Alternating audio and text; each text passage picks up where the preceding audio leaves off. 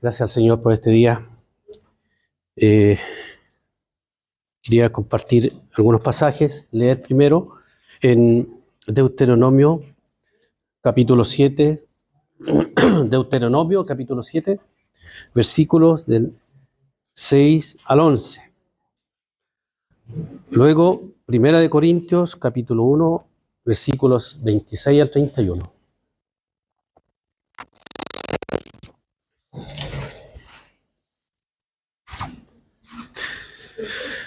Amén, dice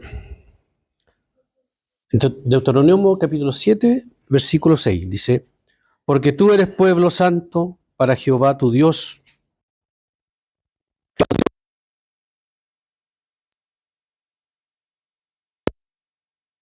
Los que están sobre la tierra, no por ser vosotros más que todos los pueblos os ha querido Jehová y os ha escogido, pues vosotros erais el más insignificante de todos los pueblos, sino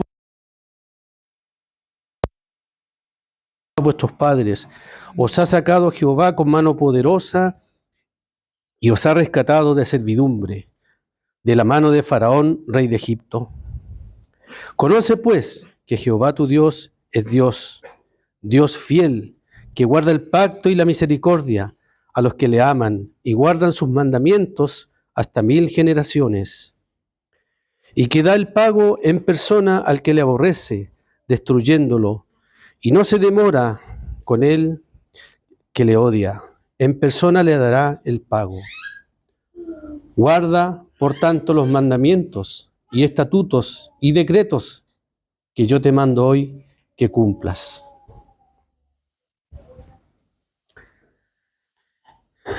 Y en Primera de Corintios, capítulo 1,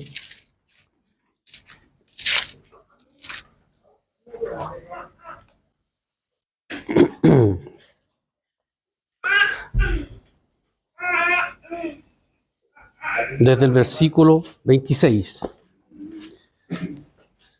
Primera de Corintios, capítulo 1. Pues mirad, hermanos, vuestra vocación, que no sois muchos sabios según la carne, ni muchos poderosos, ni muchos nobles, sino que lo necio del mundo escogió Dios para avergonzar a los sabios, y lo débil del mundo escogió Dios para avergonzar a lo fuerte, y lo vil del mundo y lo menospreciado escogió Dios, y lo que no es para deshacer lo que es, a fin de que nadie se jacte en su presencia. Mas por él estáis vosotros en Cristo Jesús, el cual nos ha sido hecho por Dios sabiduría, justificación, santificación y redención, para que, como está escrito, el que se gloría, gloríese en el Señor.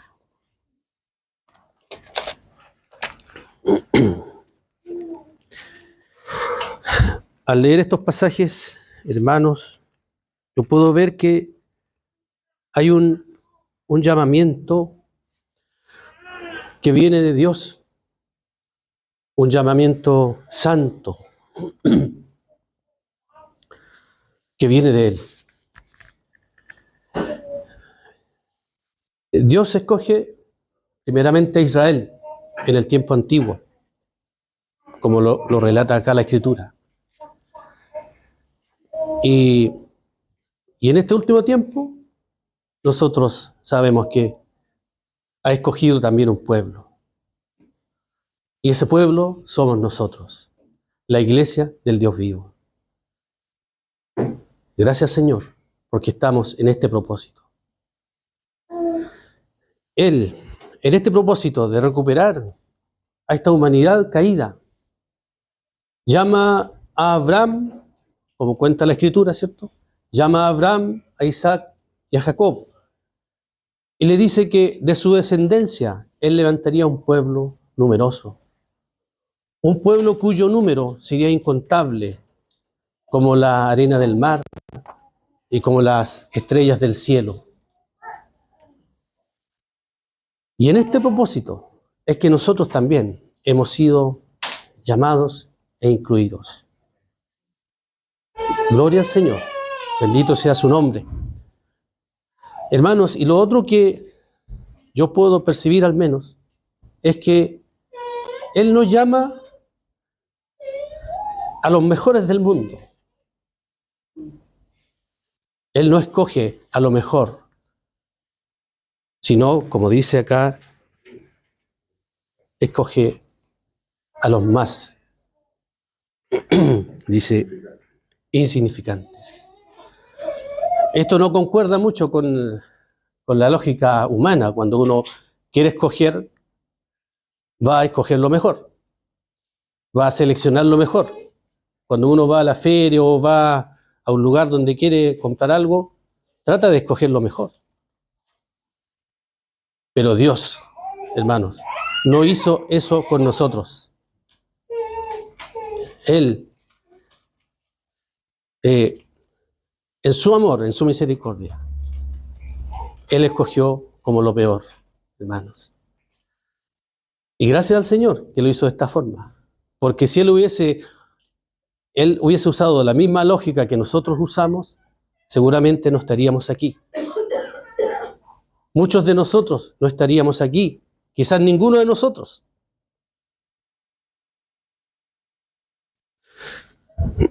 Dice en el versículo 7, no por ser vosotros más que todos los pueblos os ha querido Jehová y os ha escogido, pues vosotros erais el más insignificante de todos los pueblos, sino por cuanto Jehová os amó y quiso guardar el juramento que juró a vuestros padres.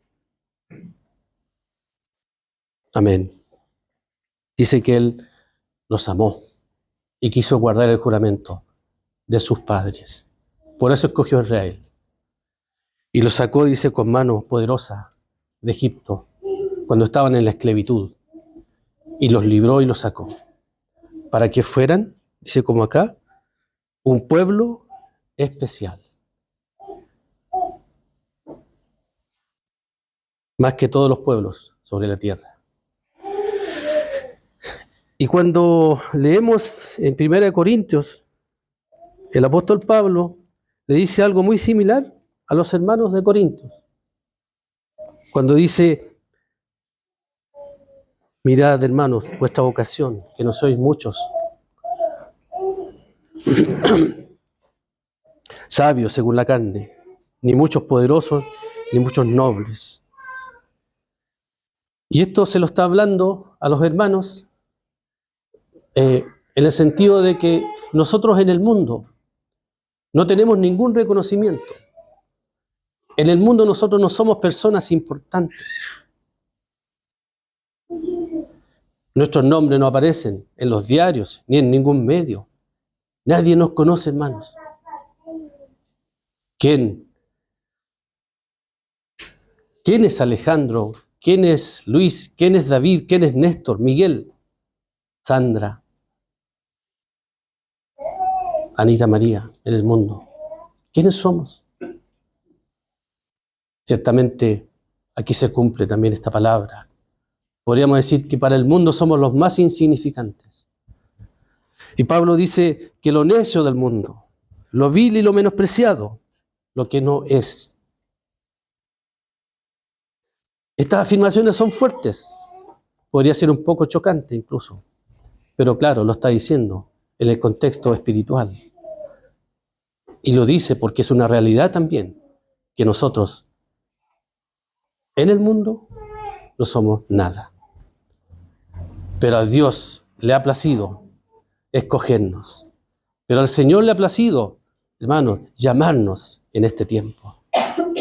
Así como llamó a Israel en su momento, a nosotros nos corresponde en este tiempo, en esta nueva dispensación. Y esto es por gracia, por puro amor y por pura misericordia. Es que nosotros hoy día también podemos decir con fe de que somos su pueblo, de que estamos en este proceso, en este caminar, en este peregrinar, donde Dios está trabajando en nosotros, donde Dios nos está conformando como su pueblo, su iglesia, la que Él vendrá a buscar un día, no muy lejano. Este pueblo santo, este pueblo especial, que Él quiere tener.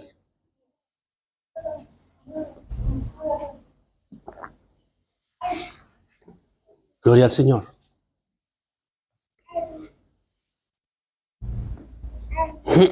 Dice en el versículo 29 del capítulo 1 de Primera de Corintios, dice, a fin de que nadie se jacte en su presencia. Nadie podrá jactarse en su presencia. Porque no había ninguna virtud en nosotros en la cual Él pudo haberse fijado para escogernos. No hay nada bueno. Podía haber en mí, era la miseria en la que me encontraba. Y por eso, Él dice que fue movido a misericordia. Y es por su amor, solo por su amor, que Él nos ha escogido. Gracias, Señor, por tu llamado.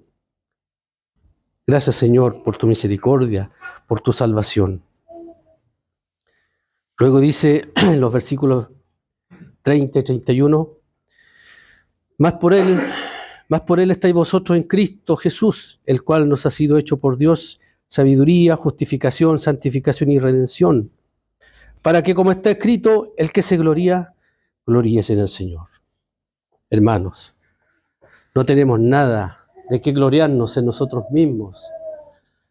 El que se gloría dice gloríese en el Señor. Es porque esta es nuestra única gloria, de que Dios tuvo misericordia de nosotros y nos amó y nos escogió. Esta es nuestra única gloria y este es el motivo de nuestro contentamiento, de nuestra gratitud, de nuestra alabanza, de que Él nos haya escogido.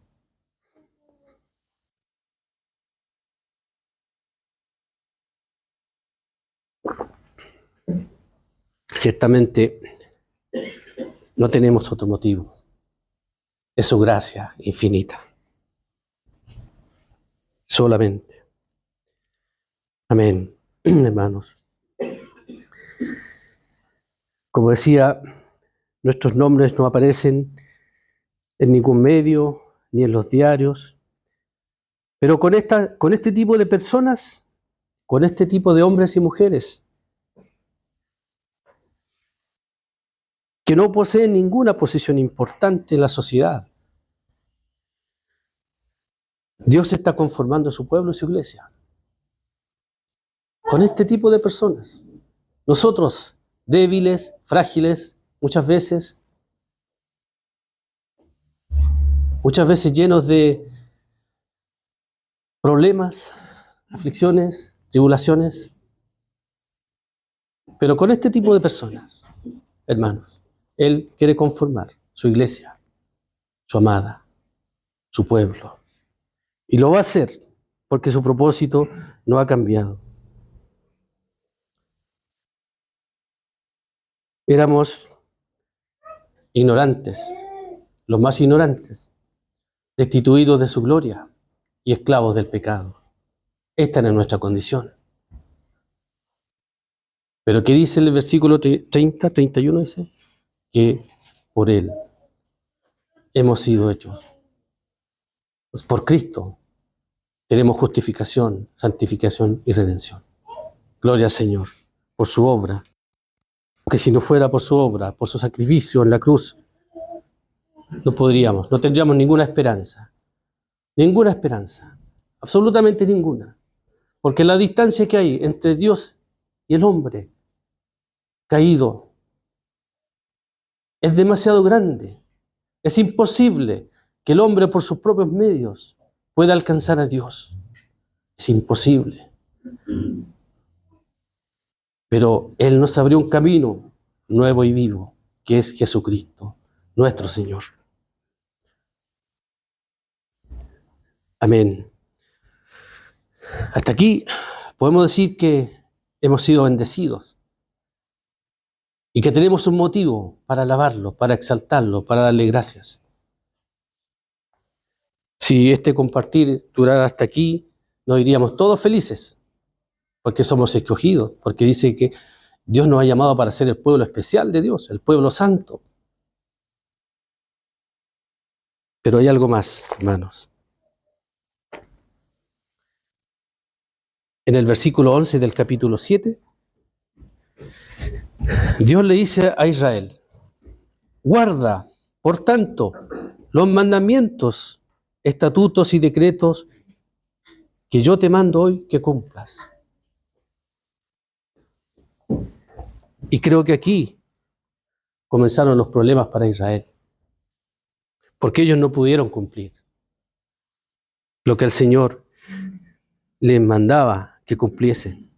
No pudieron cumplir sus estatutos, decretos, sus mandamientos.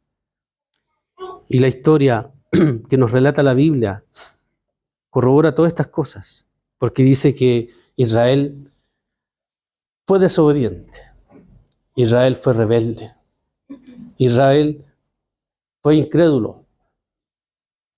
Y Dios tuvo que tratar con ellos de muchas formas. Dios los sacó con mano poderosa, pero al poco andar en este peregrinar por el desierto, ellos ya estaban murmurando.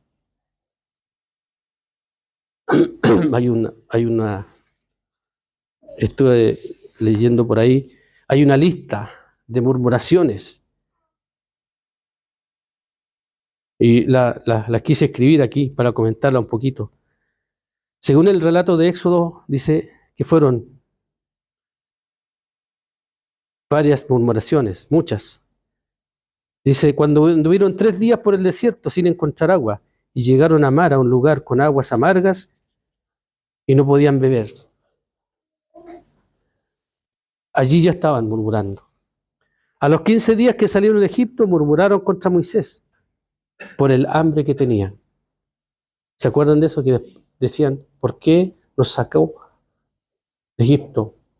Cuando allá podíamos comer en abundancia, decían.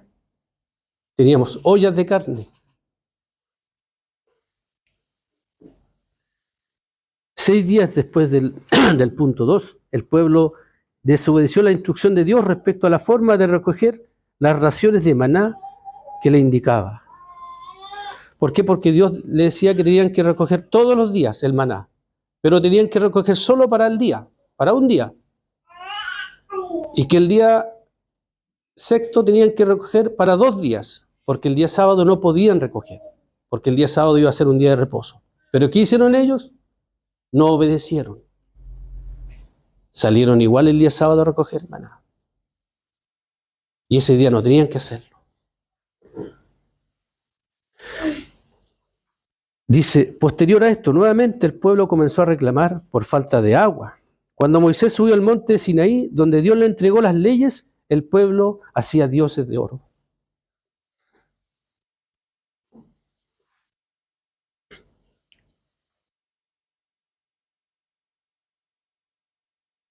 Los hijos de Aarón ofrecen a Dios un fuego extraño. Esto está en Levítico, capítulo 10.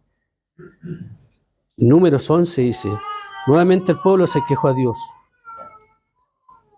María y Aarón murmuraron contra Moisés. Los israelitas se rebelan contra Dios después de enviar espías a la tierra prometida, Números 14. Este último pecado fue lo que incitó a Dios a castigarlos y a deambular por el desierto 40 años. También se habla de la rebelión de Coré, en Números 16. En Números 21 dice, nuevamente el pueblo comienza a murmurar por hambre y sed. Hay una lista de acontecimientos. Y posteriormente, cuando ya estaban conformados como pueblo, como nación, en el tiempo de los reyes, dicen que se volvieron idólatras también. Hermanos, hay muchos hechos, hay muchas cosas de las que uno puede comentar. Y a causa de esa idolatría, dice que fueron llevados a los cautiverios. Esto nos habla, hermanos, de que si bien Dios es un Dios de amor, de misericordia, Él es santo. Y el llamado aquí es a que nosotros seamos un pueblo santo, un pueblo apartado para Él. Eso significa ser santo. No es que nunca más vamos a pecar, no es que nunca más vamos a cometer errores. Eso no es santidad. es que ahora somos un pueblo apartado para Dios. Es que en nuestro corazón nosotros hemos decidido seguirle. Es que en nuestro corazón nosotros hemos entendido y sabemos que tenemos que seguirle a Él, obedecerle a Él y amarlo de todo corazón. Eso es lo que Él quiere. Porque todo lo demás lo proveerá Él. Porque Él nos capacitará.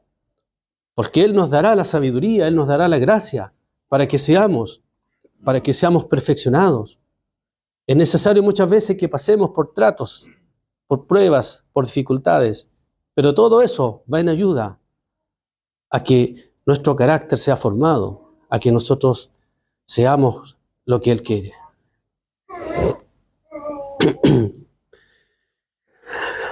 Como decía,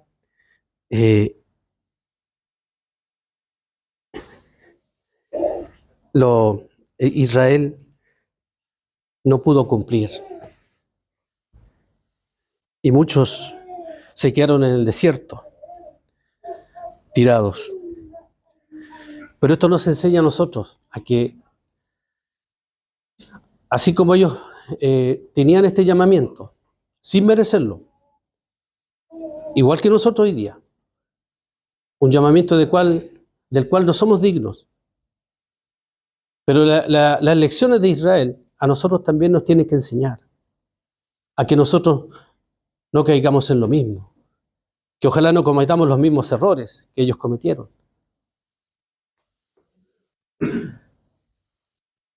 Quiero leer también en Hebreos,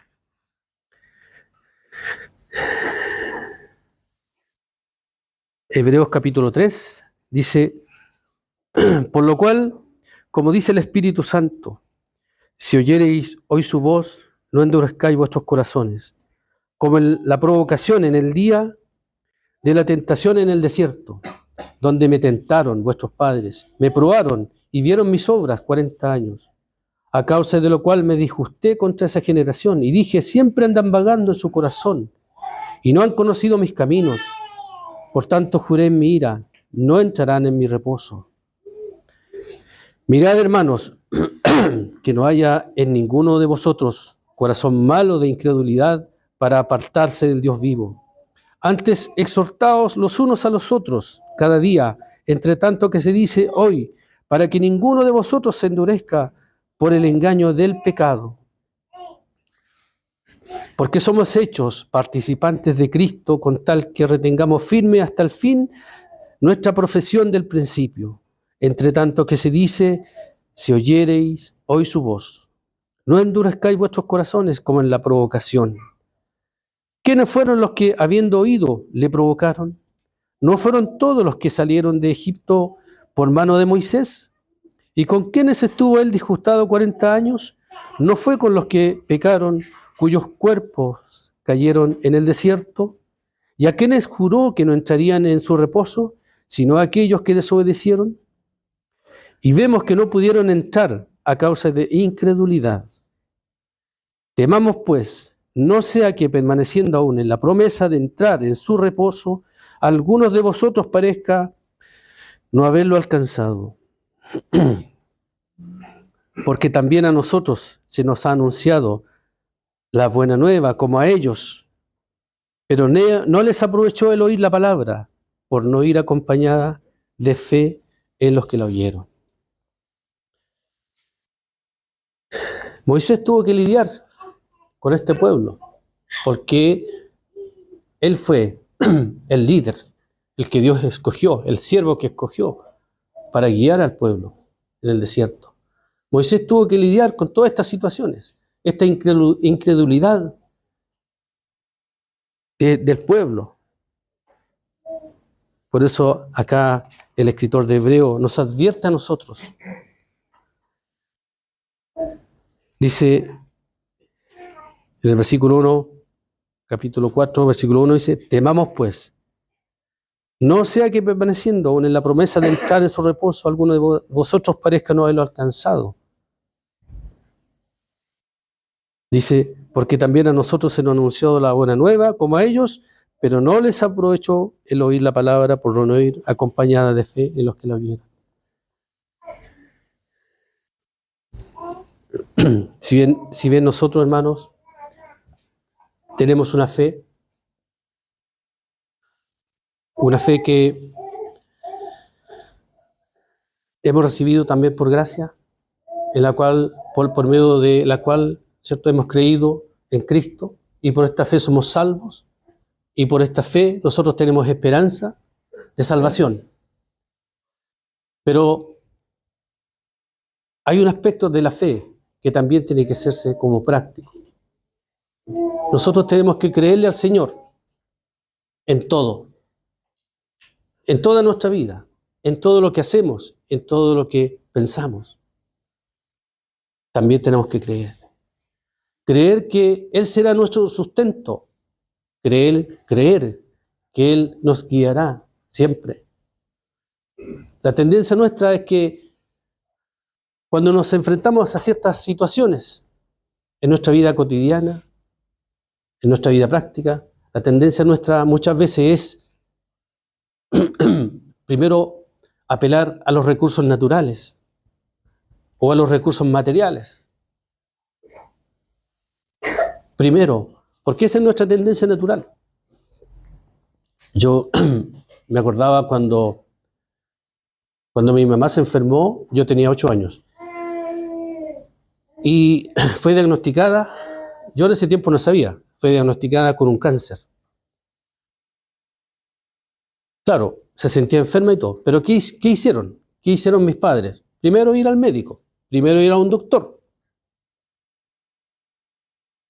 a un hospital, para que lo operaran. Lo operaron 2 veces. Pero eso es lo que hace todo el mundo. Es lo que cualquiera quizás de nosotros haría también. Pero ¿a qué quiero llegar? Después que ya los doctores le dijeron que ya no había solución, la desahuciaron. Recurrieron a la medicina alternativa, allá en el sur. Recurrieron a los médicos naturistas para ver si hubiera algún remedio que pudiera aliviar o recuperarla de esa enfermedad. Y finalmente, cuando ya comprobaron que no había solución, se acordaron de Dios.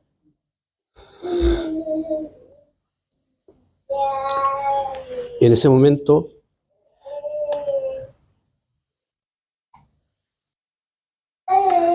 se acordaron que había un pariente lejano que era pastor evangélico.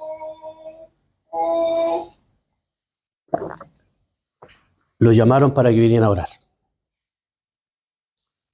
Pero ¿se dan cuenta cómo somos nosotros? ¿Cuál es nuestra tendencia? Israel tenía que confiar en Dios.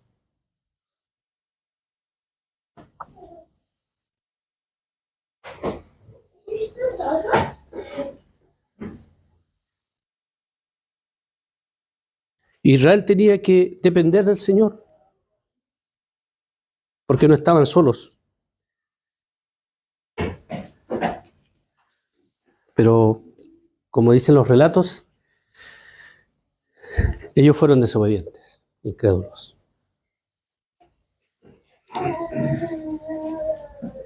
Y la lección es que nosotros no seamos igual que ellos. Que entreguemos nuestra vida al Señor y que dependamos de Él. Y que cuando necesitemos algo, acudamos primeramente a Él.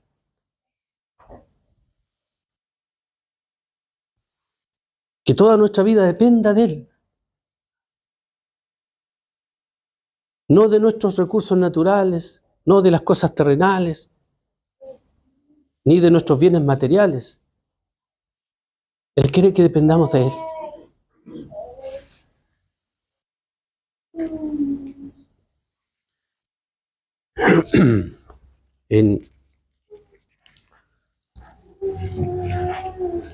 Como Moisés tuvo que lidiar con todas estas cosas, hay una oración que escribió él, que es el Salmo 90. Y se dice que Esta es una oración de Moisés que le enseñó al pueblo y le dijo que tenían que repetirla diariamente. El Salmo 90, hermanos. El Salmo 90 parte diciendo: Señor, tú nos has sido refugio de generación en generación. Esto es lo que hace Moisés y le dice al pueblo: ustedes tienen que aprender esto. Ustedes tienen que creer en esto, que el Señor es nuestro refugio, de generación en generación. Él es nuestro refugio. ¿Qué es un refugio? Un refugio es donde uno puede protegerse, ¿no es cierto?, de cualquier peligro. Un refugio es un lugar donde uno puede estar a salvo. Y le dice que este refugio es nuestro Dios. Y no hay otro fuera de Él. No tenemos otro refugio, no tenemos otro lugar a donde acudir. Él es nuestro refugio.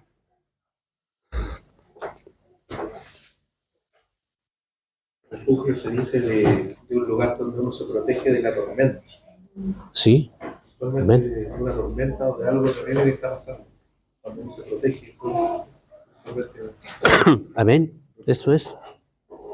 Eso es, hermano. Pero, como estaba comentando, bueno, muchos del pueblo no lo entendieron así, no lo creyeron. Y Moisés tenía que soportar todo esto. Y les enseña en este salmo, le enseña a reconocer al Señor, a alabarlo, a glorificarlo, porque dice que Él es eterno. Dice: antes de que naciesen los montes y formasen la tierra y el mundo, desde el siglo y hasta el siglo, tú eres Dios. Está hablando de la eternidad de Dios, de su grandeza, de su poder, de su existencia. Dice: vuelves al hombre hasta ser quebrantado, y dices: convertíos, hijos de los hombres, porque 1000 años delante de tus ojos son como el día de ayer, que pasó, y como una de las vigilias de la noche. Los arrebatas como un torrente de aguas. Son como un sueño, como la hierba que crece en la mañana. En la mañana florece y crece, y a la tarde es cortada y se seca.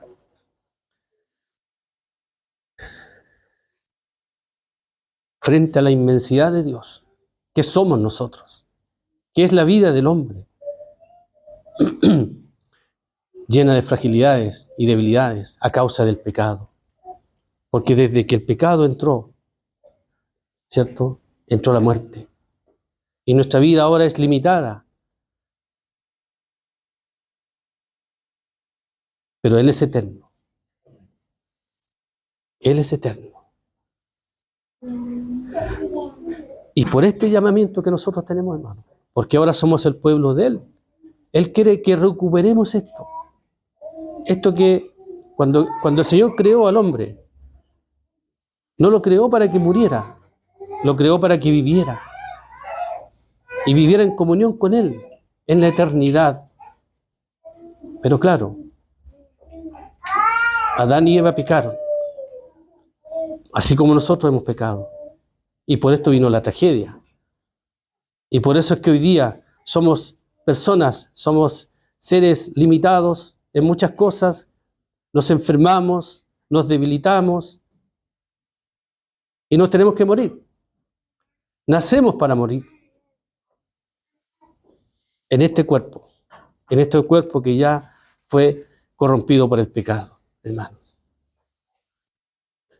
Si a veces sufrimos, si a veces tenemos dolores, si a veces tenemos problemas, debemos tener conciencia de esto también. Es por el pecado. A veces queremos buscar explicaciones en otras cosas, en otras ideas, en otros pensamientos. No, hermanos. Si hoy día sufrimos y somos seres, como decía, frágiles, es por el pecado. Porque Dios no soporta el pecado, porque Dios no tolera el pecado, porque Él es santo. Dice, porque con tu furor somos consumidos y con tu ira somos turbados. Pusiste nuestras maldades delante de ti, nuestros hierros a la luz de tu rostro. Aquí le está enseñando a confesar sus pecados al pueblo. Así como nosotros también tenemos que confesar nuestros pecados. Porque estamos delante de Dios que es santo.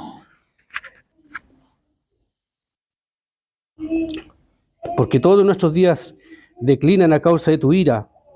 Acabamos nuestros años como un pensamiento. Los días de nuestra edad son 70 años, y si en los más robustos son 80 años. Con todo, su fortaleza es molestia y trabajo, porque pronto pasan y volamos. Así es nuestra vida. Pronto pasamos. No nos damos cuenta. Cuando ya estamos llegando a una cierta edad, donde nuestro cuerpo se empieza a deteriorar, donde aparecen estas manchas en el rostro, a otros se les pone el pelo blanco, a otros se les cae el pelo, a muchos se nos crece la panza. Pero es por esto, porque somos peregrinos también en esta tierra. Estamos de paso, hermanos. Pero si volvemos a pensar en el llamado que Dios nos ha hecho, tenemos esperanza. Tenemos esperanza de que este cuerpo va a ser también, como dice la palabra, este cuerpo va a ser transformado en un cuerpo semejante al de Él, al de Cristo, glorificado, resucitado. Gloria al Señor. Dice, y quisiera concluir en esta parte, cuando dice, en el versículo 12, enséñanos de tal modo a contar nuestros días, que traigamos al corazón sabiduría.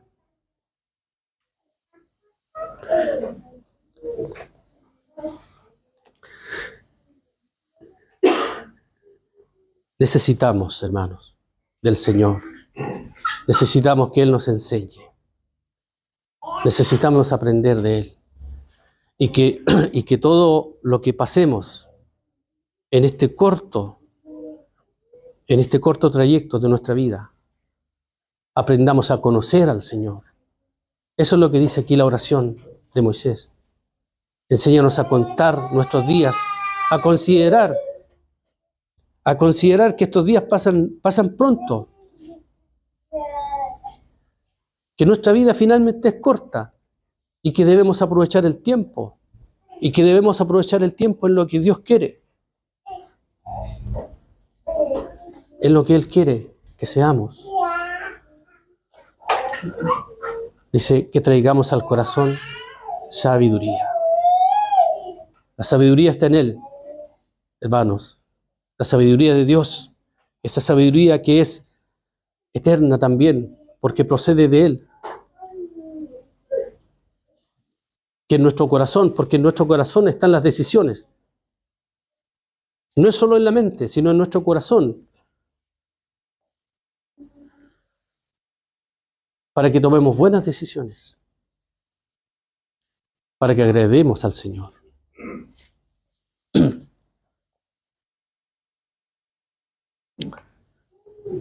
Para ser un pueblo santo. Para hacerle a Él un pueblo especial, como dice Deuteronomio. Dios amó a Israel y quiso guardar el juramento a sus padres. Y a nosotros nos ha amado a tal punto que envió a su Hijo para salvarnos. Amén. Gloria al Señor.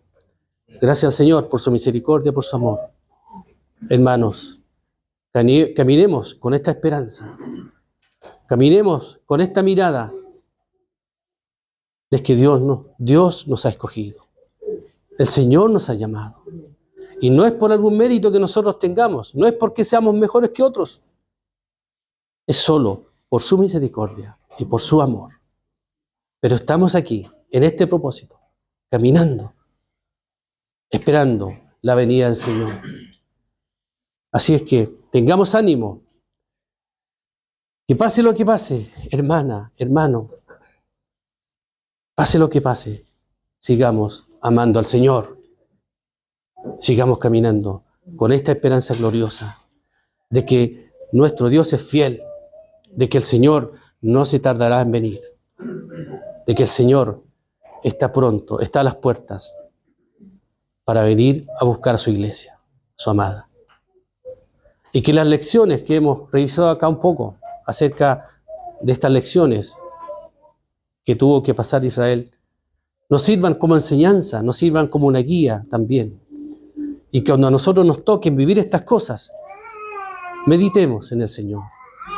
Seamos obedientes, que no seamos rebeldes, que no seamos incrédulos, sino creyentes.